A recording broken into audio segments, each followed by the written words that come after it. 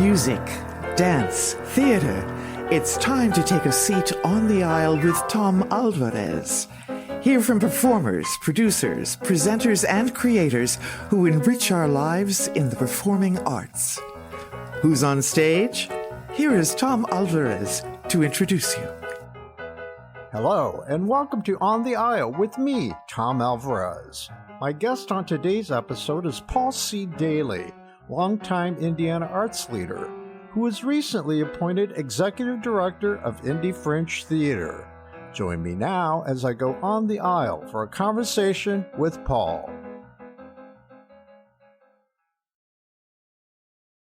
Good afternoon, Paul, and welcome to On the Aisle. It's great to see you. Oh, thank you so much for having me, Tom. I appreciate it. It's my pleasure. I mean, in the past, I've done this on my column, and now that I have this podcast, it's even better that I have an opportunity to introduce you to the community. And how has it been thus far? When did you start as the new executive director of Indy Fringe? I started June 3rd, and it has been fantastic. It is really amazing, the people that I have met in this community, the things that they're doing.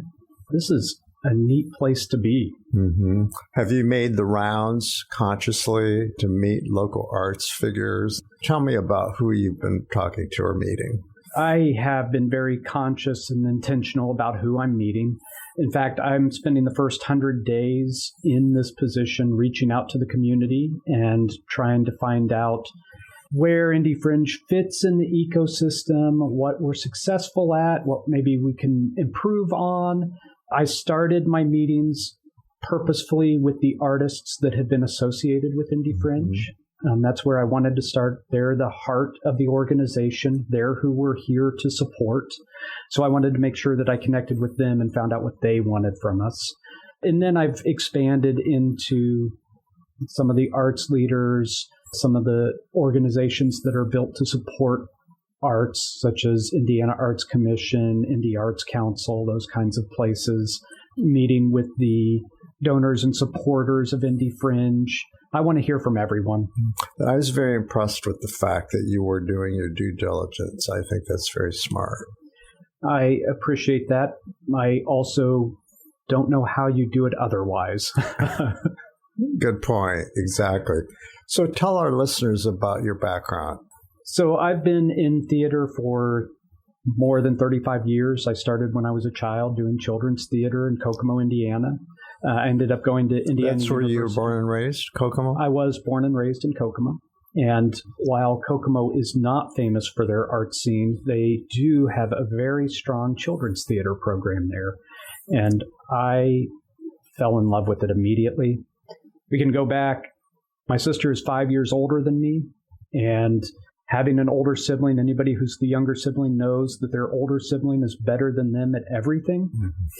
And my sister went to audition for Wizard of Oz, and I got dragged along because what else was my mom going to do with me? And halfway through, they asked for anybody interested in auditioning for Munchkins to come up, and my mom kind of pushed me up on stage. And I was cast, and my sister, who was better than me at everything, was not. Oh, my. I was sold on theater ever since. I've been with it, like I said, for more than 35 years. I went to IU for undergrad in theater. I ended up in New York, where I reconnected with a friend who'd been in the grad program at IU. We started a theater company there, Rabbit Hole Ensemble. And actually, our first year of existence, we performed in the New York City Fringe Festival, where I really felt like that festival validated us as artists. Since then, I had a son. I've had 3 sons, actually, but our first child was born, and my wife and I decided we couldn't simultaneously raise a child and a theater company in New York City.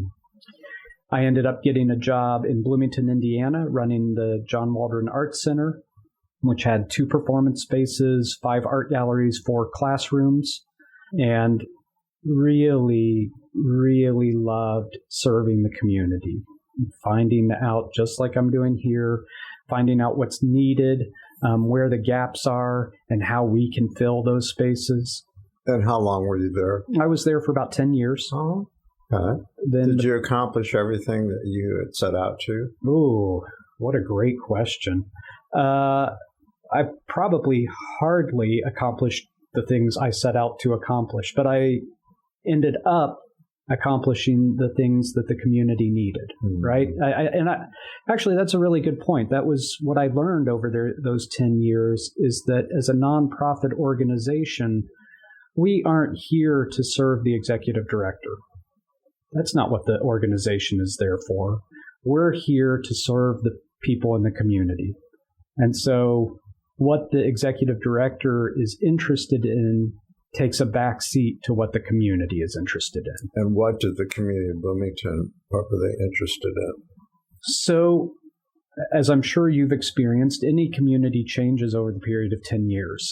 And what was wanted and needed in the beginning of those 10 years was very different than what was wanted and needed at the end of those 10 years. When I came in, people were very interested in a community arts center, a place that was a hub for all of the arts happening in Bloomington. And that's what we focused on, creating classes that served the community, opening up our performance spaces to the groups that wanted to perform, and using the art galleries as a place to start artists' careers as well as showcase artist careers. And I would say that over the course of the 10 years, the only one that remained consistent really was those art galleries. The performance spaces, it was valuable to keep them open for the community, but we also started student productions where the building actually, when I came on board, it had been a community arts center, and Ivy Tech in Bloomington was looking to be a comprehensive community college, and they didn't really have the arts. And the Arts Center opened up that possibility of truly becoming comprehensive, particularly an arts center for the community. It could be a comprehensive community college. So when they came in to serve both those communities, Ivy Tech and Bloomington community, there did come an opening where the education of technicians and artists was needed.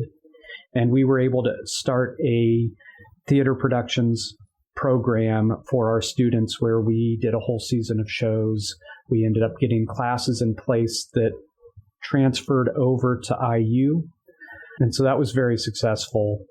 That started in 2012, ran through 2020 with COVID, certainly marked the end of that, as it did so many other things happening across the world, really.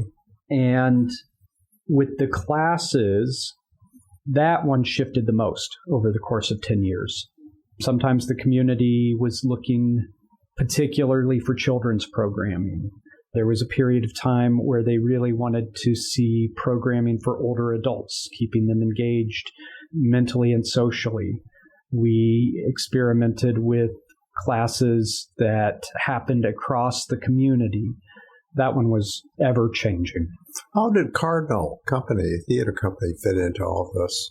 Cardinal was our main production company that used the spaces, and they rented space from us. Okay, so they were a leasee. They weren't part of your official organization. That's correct. Okay. Yes. Okay. We did have a true tenant in the space, which was WFHB, the community radio station. Okay. And we gave them space rent-free.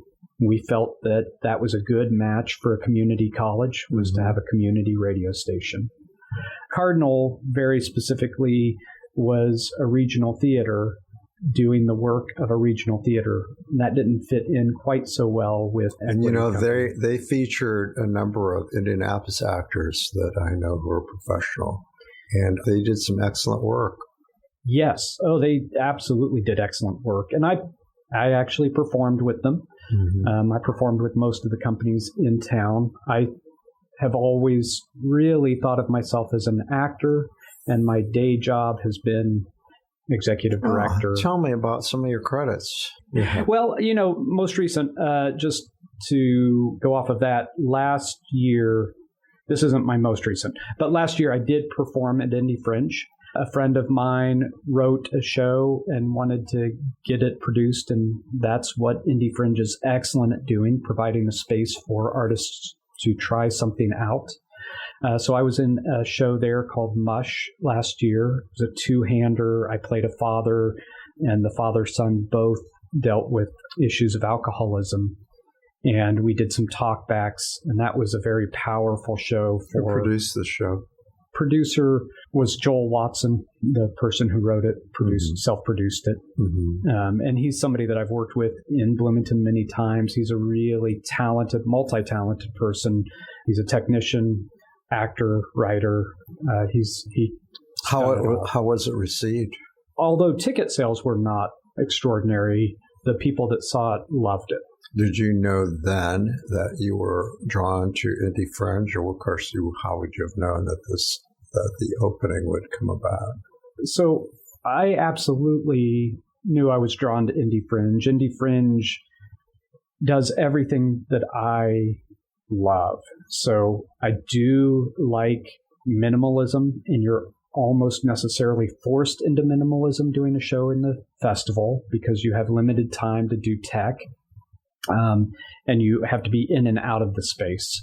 I also love a space that allows people to try, to take risks. I love taking risks as an artist. I don't ever do a show anymore. I don't ever do a show unless I walk into it going, well, I don't know how to do this.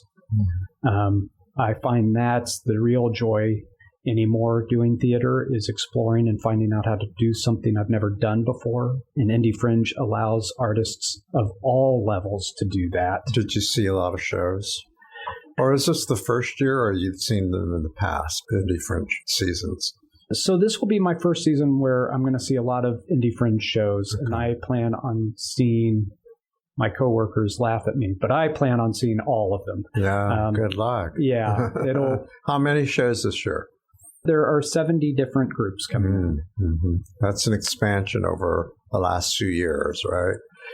I think it's pretty close to last year, but we're putting it in a more compact time frame. That's right. I know that you've made some significant changes, but we'll get into that in a minute.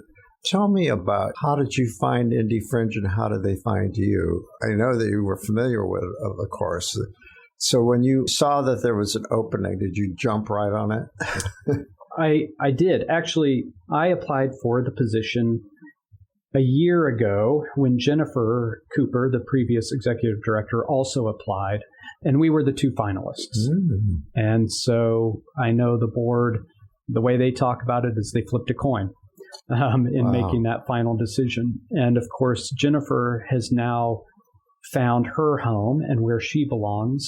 And I feel like I've found my home and where I belong. So I think it was all meant to be. Yeah. You think? Yeah. And this far, how do you feel about your board and your staff and volunteers? I couldn't be luckier. I am amazed at the commitment that everyone has to this space. Although I think that also is part of what drew me to it, the community itself that Indy Fringe creates. The board is just fantastic. Bob DeVos, the chair, is really helpful and there every step of the way to help guide me and support me. The board has jumped in and taken over tasks while I'm getting settled. They're incredible. The volunteers that show up and do show after show for us put so much of their time in, and they just clearly love the place. And the staff is also a really incredible and devoted staff. So I'm just incredibly And how about the artists who are involved? I know they come and go, of course, but I know that many are involved year after year after year. Yeah, so like I said, I spent the first part of my time in the role listening to the artists. And I know you know this as an artist. It's just fun to sit down and talk to artists. That's where I feel comfortable. I understand where they're coming from. I know the challenges they face. I face them too. I know the joys they come across. They're my people. I relate to them and love talking to them. And so let's talk about the way, the changes that you're implementing from past Indy Fringe Festival, Indy Fringe, the organization. Yeah, so... which sometimes people don't understand that the festival is one thing, but you have an organization and the festival is under their auspices. Is that correct? That's correct. That's one of the things I've come across as I talk to people. I'll ask them, what do you think of Indy Fringe? And their question back to me is, the theater or the festival? Mm-hmm. And so I think we need to do a better job of separating those out. It can be complicated when you have a brand and you have sub-brands, if you will. Yeah. That it's an umbrella for other things as well. So, Yeah. And there are people who are shocked that we do things year round. Mm-hmm. Like all they know is the festival. Mm-hmm. So we need to do a better job of communicating that and helping everyone understand what we are. Well, structurally, I know that it's a whole different arena for its executive director now. You have relinquished one of your roles. Tell us about that. So as executive director this year, because I came in on June 3rd, obviously that's really close to the festival, which runs August 15th through the 25th this year. And the board very wisely felt that we needed to bring somebody in to run the festival this year. So Callie Burkhartz, who is everywhere in the community, artist, educator, and all-around wonderful person, has come on as the festival director and is running the festival for us this year. And then what will be your role? What the board has really tasked me with is, I would say, twofold. One is being the face in the community. When people think of Indy Fringe, they need to think of me. And two is strategically thinking about what Indy Fringe is going to be for the next decade. And what will that be? That's a great question. I don't have an answer yet. So I'm still taking input in from the community.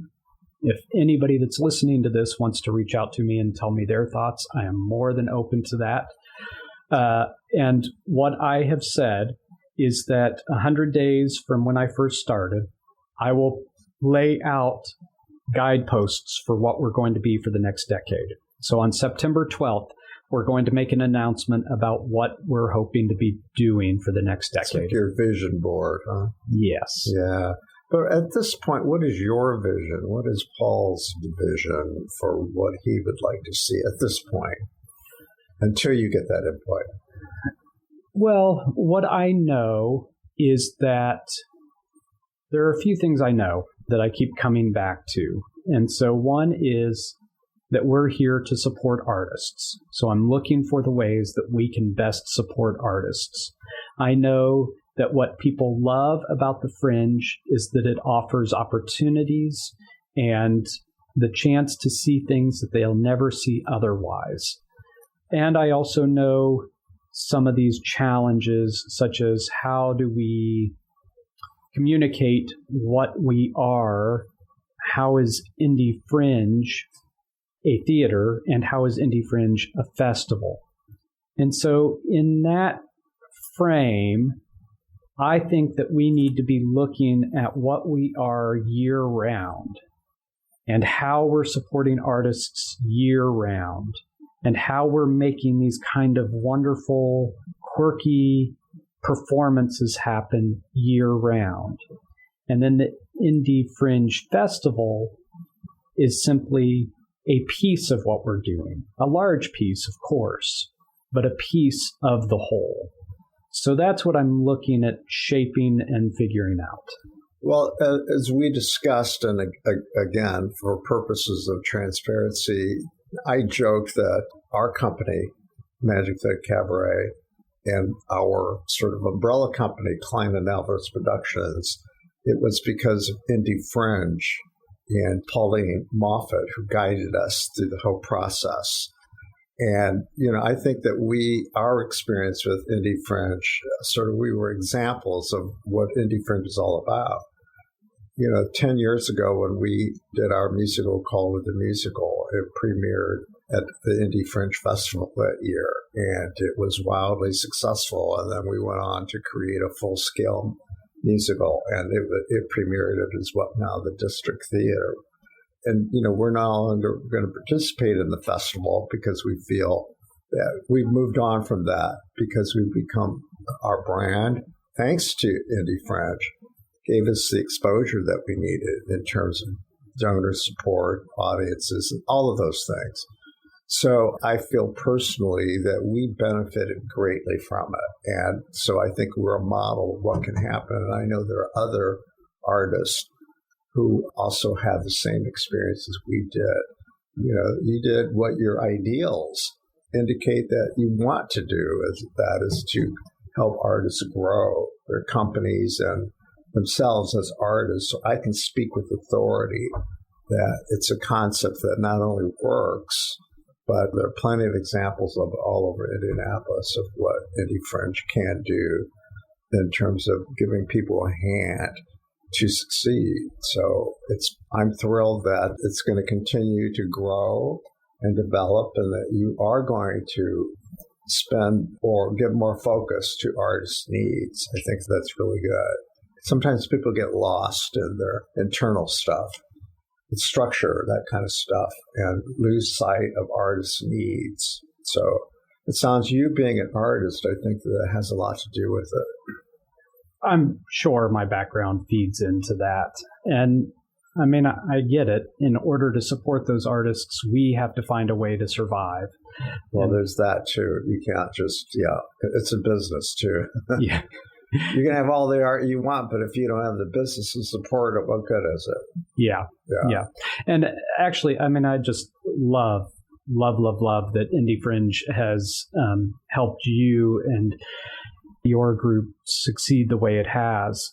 And I wonder, and maybe this is a conversation for you and I later, but how could they have done it better? And are there ways that we could, I know one of the things that we just don't have time for is helping these organizations figure out the business side of things. And maybe there's classes we can provide there. I've always said that. I'm sure that there's funding out there when someone would support some sort of educational program where you can teach people how to market, how to raise funds, how to apply for a 501c3, all of those things on the business side, how to advertise, how to do a special event. It seems like, and I know this from my viewpoint, based on my experiences as a journalist and covering the arts all the years I have, that artists oftentimes, they're always reinventing the wheel, always trying to figure out how to write a press release, always figuring out how to, in the fundraising, that's a whole field that, how to do a one-on-one solicitation, how to find sponsors. It's a lot. It's overwhelming, and I see a lot of artists fail because they don't know how to budget their time. And so, yes, I think there's a great need for that kind of education. If there isn't a place where people can go, I don't think there are theater programs around town, classes for students, but I don't really think there's any. Do you know of any kind of classwork that you could take in any program in this town? Did IU have classes like that? Well, what you're saying, and this is exactly what I see all the time, is that artists are expected to have 2 degrees, a business degree and an arts degree. And no other field do we expect people to have 2 degrees, maybe in teaching. And as you know, if you don't have that expertise, you have to depend on your board. Now, that's a whole other thing. Board development, teaching that to artists, if you got a 501c3, you have to have a board that fills in all the gaps that you're expected to do. And if you don't have that support, so it's a kind of a catch-22, isn't it? And very much so. And, I do see one-off classes here and there offering these kinds of skills, but those are easy to miss, not hear about. I do think that there could be great value in Indy Fringe consistently offering these kinds of I think it's a brilliant classes. idea. I really do. I suspect there are a lot of people in the arts community and arts administrators who would be willing to volunteer some time because, arts administration in itself is a great aspiration for artists because ultimately a lot of companies that survive, you got to have a foot in both, don't you think? Absolutely. Yeah. So you've been in arts administration and you're an actor, so you've learned how to marry both, haven't you? Yes. Yeah, I've done both sides of it, and there's joy in both, really. I think so too. I always tell people I love fundraising. I'm really good at it because I'm also good at relationships. I'm an actor. You have to have personality. You need to be out there. You need to be the face. I tell people that all the time. You need to be the face of your organization. That's what people want to see. Yes. People who make financial contributions. Companies, they ask you questions about how you're running your business. You better be prepared, right?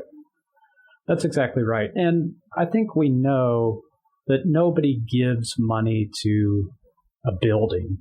They give money to another human. That's been my experience. They give money to you because they like you and they want you to succeed. Of course, the work speaks for itself, too. I mean, it really makes a difference.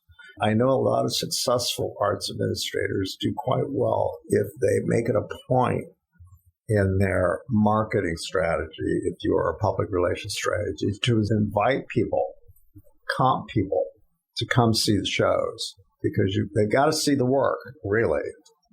Oh, yes. Yeah, you need to get people in the space to see it so that they know what's happening. Yeah, we do that kind of work. Yes. So, for instance, tonight we have Lady Bits, which is a show where lady comedians do bits. And it's a very funny show that a board member is bringing, I think, 8 guests to come see. And she bought the tickets, so nobody's losing income because, again, we are looking to support the artists. Something that we don't really talk about at Indy Fringe that we should talk about more is that over our 20 years of existence, we have given back to the artists over $2.35 million. And so while we do want to get people in to see the work, and we do comp tickets, of course, at times, we try not to because then we're taking money from the artists. Of course, I understand that. And we are here to support them. That's very important. And you'll see more and more of that spirit in the community with a lot of theater companies, that they make it a point to give stipends to their performers, even if they're very small and all they can afford, because it helps the artists to know that they're being valued. There's a lot to be said for volunteer theater, too, and we have our share of community theaters. And, it's not their business model to pay their people. I was just talking with Marnie Lemons on the show. She was on a couple of weeks ago, and she talked about how sometimes they face criticism. Well, why don't you pay your artists? You have these lavish productions. It's a professionally managed theater. Well, the value for them, there's value in volunteerism because what they get back is to be supported by all these incredible professional artists. The scenery, the lighting, the sound is all like Broadway quality. There's a lot of value to having the opportunity to perform with that kind of support, So anyway, there are all kinds of ways you can support artists, but not everybody has that model. But for those who do, I feel very proud of Indianapolis and the number of small theaters with tiny budgets, but they make it a point of paying people something, Yeah, that's fantastic. And, you mentioned being proud of Indianapolis. Something that I had no idea until I moved here and started talking to everybody is how much theater is happening in this community and how many small groups there are. I think over 200. And I think it's like what happened with us, though. A lot of those companies got their footing in Indy Fringe. They came from Indy Fringe. Yeah, I think that's absolutely true. We talk all the time in life in general about how you don't learn much from success. You learn a lot more from your failures. But what we never talk about is not getting the opportunity at all. You can't possibly learn or grow or do anything if you don't have the opportunity. And that's what Indy Fringe does, is give all of these people the opportunity, even if they do one show at Indy Fringe, to then go, I can do this. And I can do this on my own. Great. That's a success. Once in a while you hear cynical people out there who say, well, it's not curated, so it's a hit and miss. You're going to, you get what you pay for. When you show up, do your research, or you're just going to have to take your chance. But that's not what it's about. It's not about that. It's not about being selective like that and being an arbiter of what's good and what's bad. Fortunately. That's exactly right. I love the MCU movies, but we don't need another one of them. Let's just try some other things. Exactly. Let's have some diversity. Exactly. Can you give me a preview of what we're going to see this summer? We do have some international groups coming. We have people from around the country as well. As far as specifics, we just talked about we don't curate. Sure. So I'll just let you come and see what you see and discover for yourself. Where are you right now? Have you selected your participants yet? We have. Oh, yes. Okay. Yep. We've got our 70 shows. And they've all been notified? They've all been notified. We have all the information. We're at the point where the ticket sales are live. You can get your tickets now. How much are they this year? Generally, they're $20 a show. We did give the option to artists to determine their own price. So we have some artists who are doing pay what you will. Oh. We have a couple artists who are charging a bit more than that $20. Mm-hmm. So that's kind of an experiment to see how that goes. And what is your cut this year? We take 30%, so 70% goes back to the artist. And give me the days for our listeners, more details. Festival runs August 15th through the 25th this year, so over 11 days. We have 70 artists, 250 performances, and 6 venues. What are the 6 venues? The 6 venues are the 2 spaces at Indy Fringe, the 2 spaces at the District Theater, Dance Kaleidoscope, and White Rabbit Cabaret. DK is new. Yes. Wow. Yeah, we're really excited that Dance Kaleidoscope has come on. And for those not familiar, what is Dance Kaleidoscope and where is it? So Dance Kaleidoscope is a dance studio by Circle City Industrial Complex. And they do classes, they do performances. They're really a wonderful organization. If you don't know them, you should definitely check them out. Okay, and then what was the last one?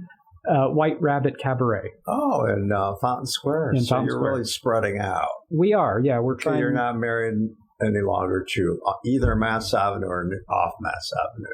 No, I mean, technically 4 of the venues are on Mass Ave, since it's the 2 in Indy Fringe and 2 in District. So that's where we're concentrated. But we are seeing what it's like to go out a little bit more of the community. One of the things that we have seen is that we're a real success story for the city. When Indy Fringe started on Mass Ave, that area looked completely different than it does now. Wow. And the businesses and the excitement, the buzz that happens there now is due in large part to the work that Indy Fringe did. I know. Indirectly, that's why the East End became what it was. And Tom Batista, that was his vision, and he was one of the early Indy Fringe founders, was he not? He was. He was our first board chair. And he's a really neat guy, fascinating human that I met with to talk to. And him and people like him having that vision to create Indy Fringe and how it has transformed that part of town, I have to wonder, what more can we do for the community? What other places can we help transform? So is Tom still involved at all? No, he's got his own projects. He does Can now. I profiled him in my column, and I want him on the show because he's always got something up his sleeve. Is he still involved in Indy Fringe other than coming to shows? No, he's not really at this point. He told me that his interest is in starting and envisioning things. And so Indy Fringe is way past that point. Yeah. And how about Frank Basile, who helped finance the building itself? Yes. His name, is on the building, or named after him, Basile Theater. Our larger space is the Basile Theater, and Frank, as you know, is just a lovely man. I met with him, and I was so impressed with his knowledge and experience and his kindness that I asked if he would serve as my unofficial advisor. And the graciousness that he's shown every time I've seen him, he said yes. That's great. Good for you. What is your relationship with city government? I'm Mayor Hoxha. At this point, I don't have a relationship with the city yet. I definitely am looking to build one. The deputy mayor and I are looking for a time to meet, so have been in touch there. And how about Visit Indy? Visit Indy, we are connected with, as well as MAMA, which is the Mass Ave Merchants Association. Mm-hmm. We are part of the Chamber of Commerce. Are you finding with all those huge sports events, do any of those attendees show up at Indy Fringe events or other arts events to your knowledge? Yes. I'm told that concierges around the city and hotels go through training, and so they know what's going on in the arts world. Sure. Is that true? Do you know? I don't know if that's true. I hope it is. I really have heard that. So anything new happening with the physical building, the Basile Theater? I do know that we're looking at transforming the space outside of Indy Fringe, turning it into a more usable space. I mean, it's... no more parking. No more parking. Depending on whether it rains or not. Yeah. And I know we've talked about shifting how the stairs... That's a lot of policing for you guys anyway, to figure out when you can let people park and when they can't, blah, blah, blah. It is, yes. But we do work with a partner who put the parking in place, and they police it during the day. Plans for the Fringe, open up the fourth wall, if you will, of Indy 11? Yeah, so we've had some shifts. Indy 11 now sponsors the Fringe on Wheels programming. So it's the van that goes out into the community, and performers can set up a stage from the van. And I know it. Well, we used it for 2 different fundraisers, and we put on previews of our Indy Fringe shows, and people loved it. Having that pull up in their backyards, it really was, and the people who came were dazzled because of the graphics on it, the lights, and everything. It's really cool. And so it's now the Fringe on Wheels, sponsored by Indy 11, and the theater space that had been the Indy 11 Theater is now the Everwise Theater, named after Everwise Credit Union. Oh, yeah. They've got naming rights to the amphitheater at White River State Park. Oh, yes. Yeah, that's why I've heard that name. Wow. Yeah. So they're becoming a bigger presence. Yeah, we're really excited. They are the festival sponsor this year. Oh, really? Well, how can people support Indy Fringe? We're always looking for volunteers. The festival is such a huge event that we need bodies there to help keep it running. And of course, financial support so that we can do our work in supporting artists is always appreciated. And you can go online to indyfringe.org and find ways to either volunteer or donate. What is your message to Indianapolis now with the advent of your leadership? My message to Indianapolis is, and this may be a bit long, but the arts are what make a community exciting and improve quality of life. And what we do at Indy Fringe is give the opportunity to artists to find themselves and to grow. And what do you have to say directly to artists? We're your new home. Mm-hmm. And so having that opportunity that you have now, what do you say to people about why, if they come to Indianapolis, that they should check us out, or check out the festival. And to anybody, we want to be a major cultural attraction in this city because of the benefit to the economy. Those of us in the arts have been trying to make that case for years. We're not just like a luxury. We create jobs for artists, but, there's a whole business element to that. And what do you say to that? People listening in other communities or cities or whatever. The phrase hidden gem is used far too often, but Indianapolis truly is that. I lived in New York for 10 years. I've lived in Boston, D.C., spent a lot of time in Chicago, and those are all wonderful cities. But they're hard to navigate. They're hard to be able to afford. And Indianapolis is so accessible and so affordable, and there is so much happening and here. Manageable. And yeah, exactly. And Indy Fringe is one of those really special events for any place. Although we are a little bit beyond Mass Ave this year, we're completely walkable.